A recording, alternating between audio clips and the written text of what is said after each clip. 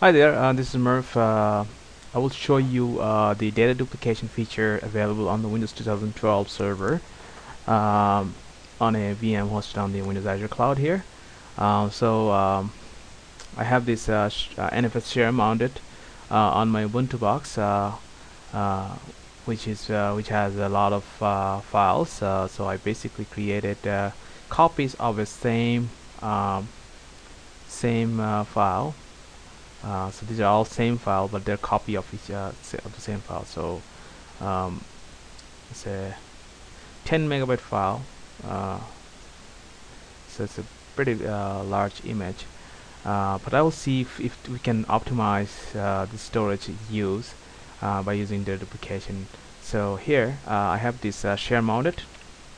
So this is the share that is mounted here on my local machine, which is in the Windows Azure, as you see here, scholar.net, and is mounted under this my home folder and as NFS. So I will see what is the disk usage of this folder is.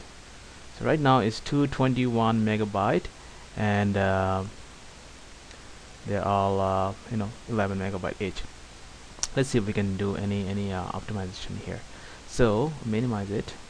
I'm gonna go back to this file, and so if you go to Server Manager, you go to File and Storage Services and Shares, then you can see. So there is my share, and I can enable data duplication from the volume tasks here. Configure data duplication. And I'm gonna say enable data duplication, and we'll set it to 0 because we want to deduplicate all files regardless of the age. So if you want to data duplicate only deduplication only files older than certain number of days, then you can do so. And there are other configurations. You can exclude folder. You can schedule duration here. I did play with it before, so usually apply, hit OK, hit OK. So now the data duplication is enabled.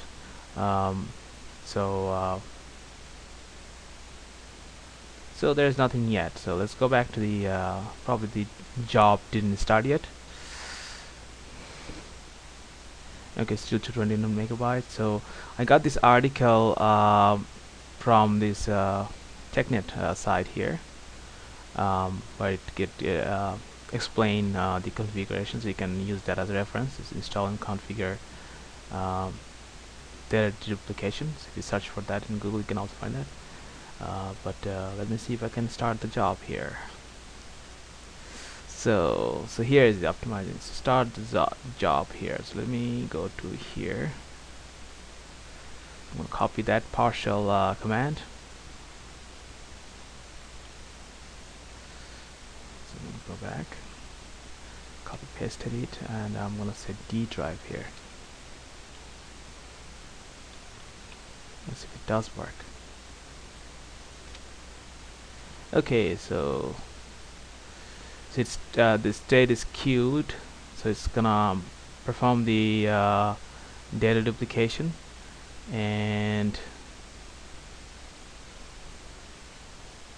so this command basically run in asynchronous way. So I'm gonna check the job status. So get the job, see how it is doing.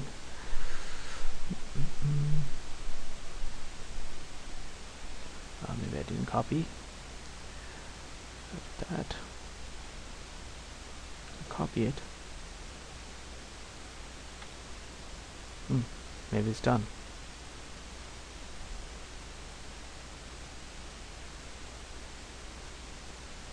Okay, so deduplication savings, you see it's changed now. 211 megabyte.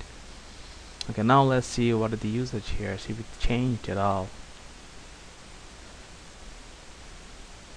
Wow, look at that. So it's saying 8 kilobytes. So let's see if we can still open this file.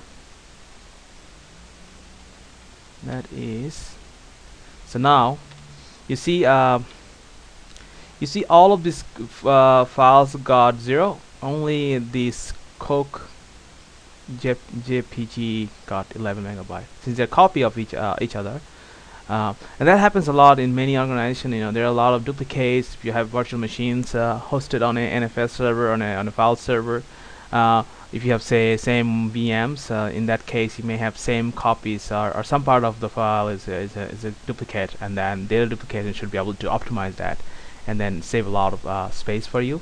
So I'm gonna see if I can open one of these folder files here.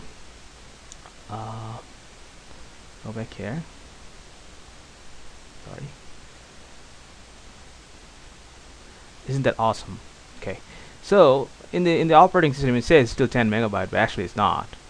Linux can detect the disk usage here as well. So if I do an LSLH, it will still show those as 11 megabyte each, but they are not using it. So when you run a du command, that's when you get the real usage.